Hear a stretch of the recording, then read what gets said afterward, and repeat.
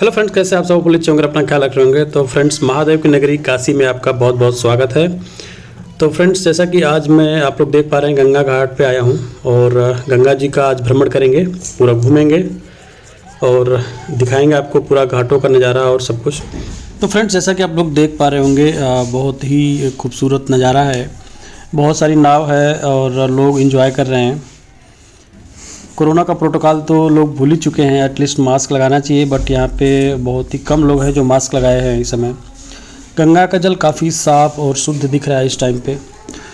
तो फ्रेंड्स, त्योहारों में बनारस का नज़ारा एक अलग ही होता है और हर त्यौहार में लोग काफ़ी ज़्यादा मात्रा में घर से बाहर निकलते हैं और गंगा जी के घाटों पर आते हैं और एंजॉय करते हैं। तो जैसा कि आप लोग देख पा रहे होंगे कितना अच्छा लग रहा है। छोटी नावें भी हैं, बड़ी नाव भी है और लोग उसमें अपना सैर कर रहे हैं। गंगा उस पार भी लोग जाते हैं घूमने के लिए। ये देखिए कितनी ज़्यादा भीड़ है फ्रेंड्स। तो मैं भी नाव पे बैठ चुका हूँ और थोड़ी ही देर में हमारी नाव भी निकलेगी सफ़र के लिए। तो देखिए ये है कितना दशाश्वमेध घाट है ये, और यहाँ पे बम्पर भीड़ है, देख पा रहे होंगे आप लोग। गजब की भीड़ है फ्रेंड्स। तो आइए चलते हैं आगे की तरफ। और ये हमारी नाव है, जैसा कि आप लोग देख पा रहे हैं। लोग इस पर बैठेंगे, जो कुर्सियाँ खाली हैं अभी कुछ, और घूमेंगे। तो ये है हमारे पीछे भी, देख लीजिए कितना बढ़िया है नज़ारा। देखिए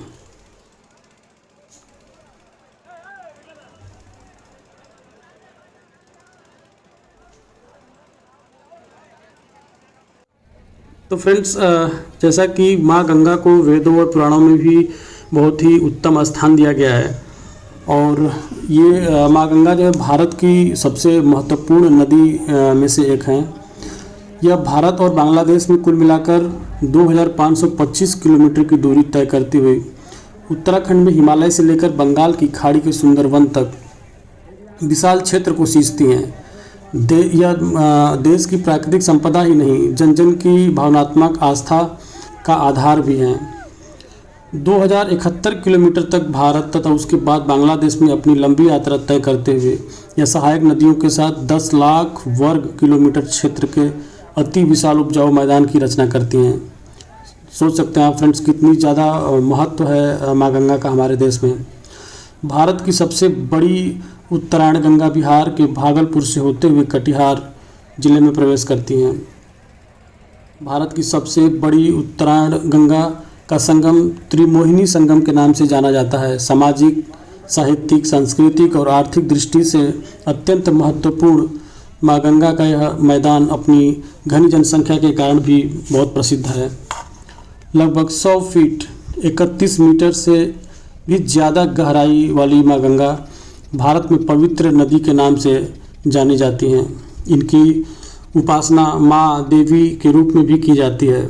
भारतीय पुराण और साहित्य में अपने सौंदर्य के महत्व के कारण बार बार आदर के साथ वंदित गंगा के प्रति विदेशी साहित्य में भी प्रशंसा और भावुकतापूर्ण वर्णन किए गए हैं।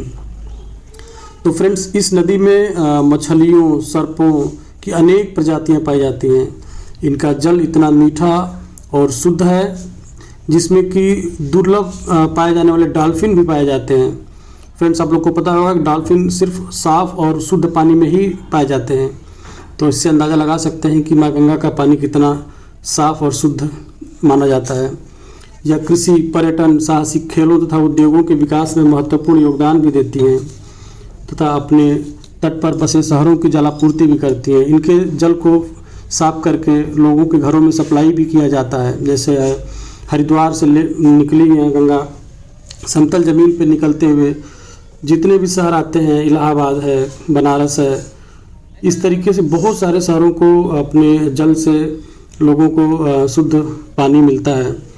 तो इनके तट पर विकसित धार्मिक स्थल और तीर्थ स्थल भारतीय सामाजिक व्यवस्था के विशेष अंग भी हैं। इसके ऊपर बने पुल, बांध और नदी परियोजनाओं में भारत की बिजली में भी एक बहुत बड़ा रोल है। पानी और कृषि से संबंधित जरूरतों को पूरा करती हैं।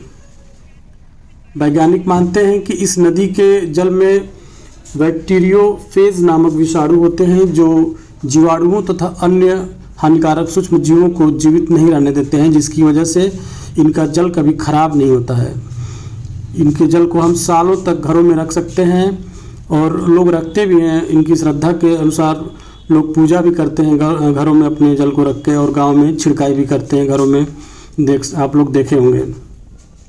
तो फ्रेंड्स, जैसा कि प्रयागराज और हल्दिया के बीच 1600 किलोमीटर गंगा नदी जलमार्ग को राष्ट्रीय जलमार्ग घोषित किया गया है। भारत में गंगा जल को उत्तम जल माना जाता है। तो फ्रेंड्स, जैसा कि आप लोग देख रहे हैं, यहाँ से बहुत ही शानदार दिख रहा होगा आपको। जल एकदम साफ और स्वच्छ है, लहरें कैसे चल रही हैं, और नाव भी है जो धीरे धीरे अपनी गति से चल रही है ताकि हम लोग एंजॉय कर सकें। आप लोग देख सकते हैं, यह है सामने। दोस्तों, आपको उस पार भी, जो घाट के उस पार है, जो बनारस के अपोजिट साइड में जो घाट है, वहाँ पे इस समय काफ़ी ज़्यादा अट्रैक्शन का केंद्र बना हुआ है। वहाँ पे ऊँट की सवारी, घोड़े की सवारी और भी बहुत तरह के वहाँ पे लोग अपना जाके एंजॉय करते हैं। आज बीच हो गया है वो, देखिए कितना खूबसूरत लग रहा है।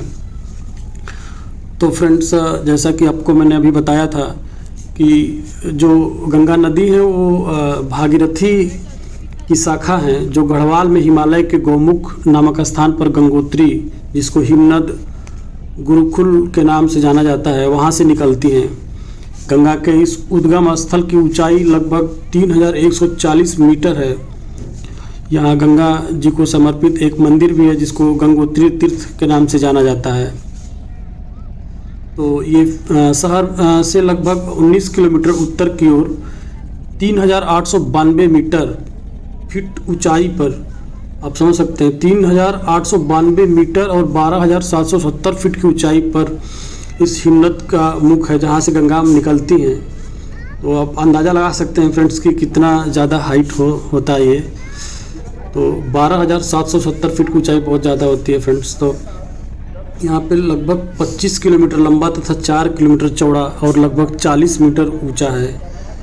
इसी ग्लेशियर से भागीरथी एक छोटे से गुफानुमा मुख पर अवतरित होती है। इनका जल स्रोत 5000 मीटर ऊंचाई तक स्थित एक घाटी से है, जहाँ पे इस घाटी का मूल पश्चिमी ढलान की संतोपंथ की चोटियों में है। संतोपंथ एक पहाड़ी है, उसकी चोटियों में है। तो फ्रेंड्स, गौमुख के रास्ते में लगभग 3600 मीटर ऊंचे चीरबासा ग्राम के विशाल गौमुख हिमनद के दर्शन होते हैं। इस हिमनद में नंदा देवी, कामत पर्वत तथा त्रिशूल पर्वत का हिम पिघल कर आता है। यद्यपि गंगा को के आकार में लेने के अनेक छोटी छोटी धाराओं का योगदान है, लेकिन 6 बड़ी और उनकी सहायक 5 धाराओं का भौगोलिक और सांस्कृतिक महत्व बहुत ही ज़्यादा माना जाता है, जिसमें अकलनंदा, जिसको विष्णु गंगा के नाम से भी जाना जाता है, वो भी मिली हुई हैं। नदी धौली विष्णु गंगा तथा मंदाकिनी है, धौली गंगा के नाम से भी जाना जाता है। अलकनंदा से विष्णु प्रयाग में संगम होता है, जहाँ पे दोनों का मिलन होता है। तो फ्रेंड्स, ये बहुत ही विचित्र एक तरह से आप कहानी मान सकते हैं, लेकिन ये रियल है। ये जो हमारे पुराणों और वेदों में जो जिसकी रचना की गई है, जिसको बताया गया है, वो एकदम साक्षात वहाँ पे आप जाएंगे तो उसका दर्शन होगा आपको, जिसमें बहुत ही खूबसूरत फ्रेंड्स वहाँ पे नज़ारा दिखता है। तो फ्रेंड्स, आगे देख सकते हैं आप लोग, ललिता घाट जो है दिखाई दे रहा है। वहीं पे प्रधानमंत्री नरेंद्र मोदी जी आए थे और उद्घाटन करने के लिए काशी विश्वनाथ कॉरिडोर का। आप लोग देखिए, वो जो स्लोप बना हुआ है वहाँ से नीचे आए थे और वो अभी बन रहा है, अभी कंस्ट्रक्शन कार्य चल रहा है वहाँ पे। तो यहाँ से हम जल लेकर सीधा भगवान शिव के जो है मंदिर में जा सकते हैं और उनको अर्पित कर सकते हैं। देखिए, ये अभी बन रहा है, काफ़ी मशीनें लगी हुई हैं, क्रेन लगी हुई है आगे। तो यही है फ्रेंड्स, जहाँ पे नरेंद्र मोदी जी आए थे और गंगा में स्नान भी किए थे। और वहाँ पे ये देखिए, जूम करके आप लोग को दिखा रहा हूँ। तो बहुत ही खूबसूरत ये अभी बन जाएगा तो लगेगा फ्रेंड्स। इसके आगे ही मणिकर्णिका घाट है बगल में, जहाँ से आप लोग हल्का हल्का धुआं देख पा रहे होंगे। तो यहाँ पे फ्रेंड्स, आप लोग जानते होंगे, दाह संस्कार का कार्य होता है। तो अद्भुत है नगरी फ्रेंड्स। यहाँ पे देखिए, बगल में भगवान शिव का मंदिर है, वहाँ पे लोग पूजा पाठ करते हैं। और बगल में ही मणिकर्णिका घाट है, क्योंकि भगवान शिव शंभू जो है, उनको अघोरी भी कहा जाता है। तो इसलिए ऐसा विचित्र यहाँ पे देखने को मिलेगा। आप अगर आप लोग बाहर से आते हैं तो देखेंगे तो आपको बहुत ही एक अनुभूति होगी। यहाँ पे लोग आते हैं फ्रेंड्स अपने अंतिम समय में। कुछ लोगों का मानना है कि यहाँ से लोगों को मोक्ष मिलता है। यहाँ पे अगर वो अपने शरीर का त्याग करते हैं तो उनको मोक्ष की प्राप्ति होती है। तो ये फ्रेंड्स देखिए, हमारी नाव जो है बीच गंगा में है और हम लोग काफ़ी इन्जॉय कर रहे हैं। तो दिखाते हैं आपको, ये सब देखिए कितना अच्छा लग रहा है यहाँ पे। तो फ्रेंड्स हमारी नाव अब वापस जा रही है। हम लोग मुड़ चुके हैं दशाश्वमेध घाट की तरफ। तो देखिए कितना खूबसूरत नज़ारा यहाँ पे दिख रहा है आप लोग को। तो आगे भी आपको ये सब जो है देखने को मिलेगा। ये अपोजिट साइड है, गंगा जो घाट है हमारा दशाश्वमेध, उसके अपोजिट साइड में ये सब कितना शानदार बना दिया गया है। रेत को काफ़ी मशीनें क्रेन लगा के अच्छा कर दिया गया था।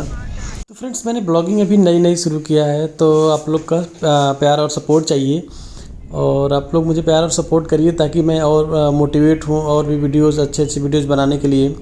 काफ़ी मेहनत तो मैं कर ही रहा हूँ फ्रेंड्स, लेकिन थोड़ा सा मोटिवेशन होता है तो और अच्छा लगता है। तो आप लोग कमेंट करें, कमेंट करके बताएं कि हाँ कुछ और भी अगर अच्छा हो सकता है तो वो भी बताएं ताकि मैं और अच्छा कर सकूं। और भी कुछ अच्छी जगहें आप लोग जो जानते होंगे कि वहाँ कहाँ वीडियो अच्छा लगेगा, वहाँ पे वीडियो बनाइए। तो आप बताइए कमेंट बॉक्स में, ज़रूर मैं वहाँ पे कोशिश करूँगा जाकर वीडियो बनाने की। फ़िलहाल मैं भी बनारस में हूँ तो बनारस की ही जगहों को दिखा रहा हूँ। और अगर मौका मिला कहीं बाहर जाने का तो ज़रूर से फ्रेंड्स मैं किसी और अच्छी जगह पे जाके वीडियोस बनाऊंगा और आपको शेयर करूंगा। तो फ्रेंड्स अगर गंगा जी की सफाई की बात करें तो इस समय गंगा जी काफ़ी स्वच्छ और साफ़ हो गई हैं।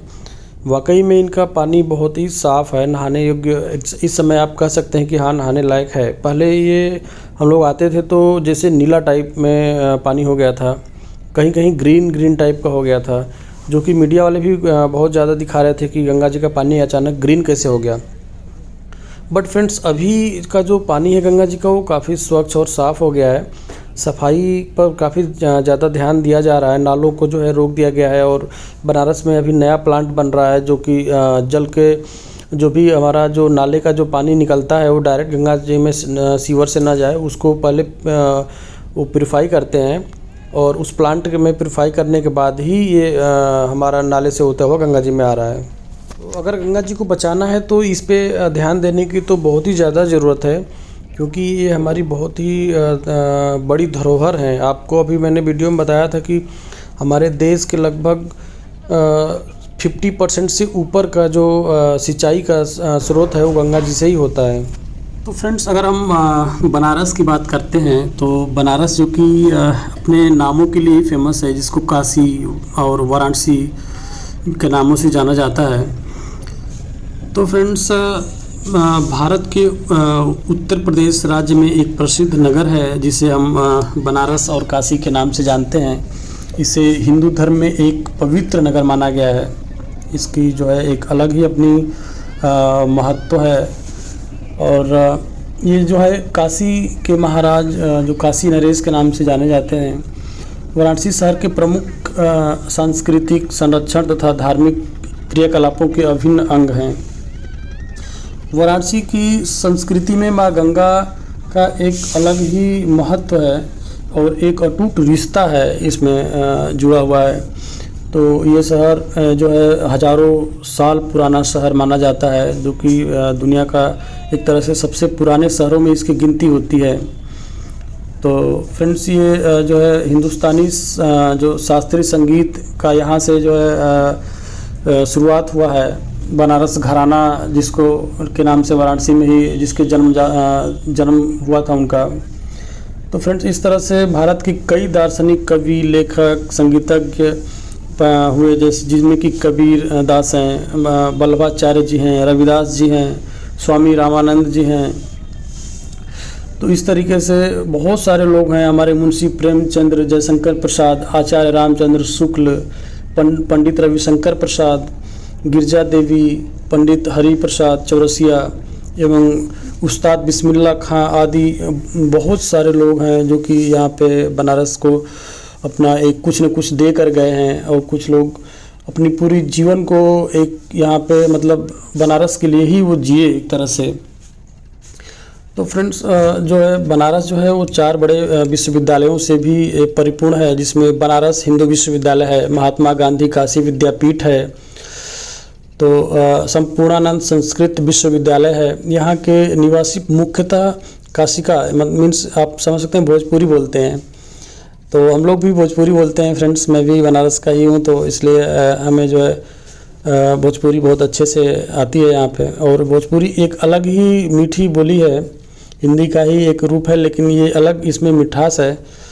तो एक तरह से इसको हिंदी की ही बोली जाती है। तो वाराणसी को प्रायः मंदिरों का शहर भी माना जाता है। वाराणसी जो है अपने मंदिरों के लिए ही फेमस है। भारत की धार्मिक राजधानी, भगवान शिव की नगरी, दीपों का शहर, ज्ञान नगरी, बहुत सारे नामों से लोग इसको बुलाते हैं और जानते हैं। प्रसिद्ध अमेरिका का जो एक लेखक है मार्क ट्वेन लिखते हैं कि बनारस इतिहास से भी पुराना है। आप समझ सकते हैं, इतिहास से भी पुराना इनको मानते हैं वो, परंपराओं से पुराना है। ये बनारस जो शहर है बहुत ही प्राचीन शहर है। जब इन सबको एकत्र कर दें तो उस संग्रह से भी दोगुना प्राचीन है। मतलब बहुत ज़्यादा पुराना शहर है बनारस, जिसका अंदाज़ा शायद हम लोग ना लगा पाएँ फ्रेंड्स। और इसके नाम का अगर अर्थ हम समझना चाहें तो एक अलग ही चीज़ निकल कर आती है। तो फ्रेंड्स ये बनारस के बारे में रहा, जो कि आप लोग को अभी मैंने बताया। और इस तरीके से फ्रेंड्स मेरे ब्लॉग पे बहुत सारे वीडियोज आते रहेंगे, और मैं कोशिश कर रहा हूँ अब कुछ अपने वीडियोज़ में एजुकेशनल कंटेंट भी लाने की, ताकि उससे आप लोग का कुछ भला हो, आप लोग कुछ सीख पाएँ। तो फ्रेंड्स अब देखिए हमारे पीछे हम लोग घाट के बिल्कुल नज़दीक आ चुके हैं, और हमारा सफ़र जो है एक तरह से अब ख़त्म होने वाला है। तो आप लोग देखे होंगे मेरी वीडियो को, पूरे घाटों को मैंने दिखाया भी, और कुछ अच्छी चीज़ें आप लोग के साथ शेयर किया है, बताया है। तो फ्रेंड्स कैसा लगा ये सब आप ज़रूर अपने कमेंट में बताइए। अगर आप मेरे चैनल पर नए हैं तो प्लीज़ सब्सक्राइब करें, लाइक करें, शेयर करें। थैंक्स फॉर वॉचिंग फ्रेंड्स, मिलते हैं अगले वीडियो में।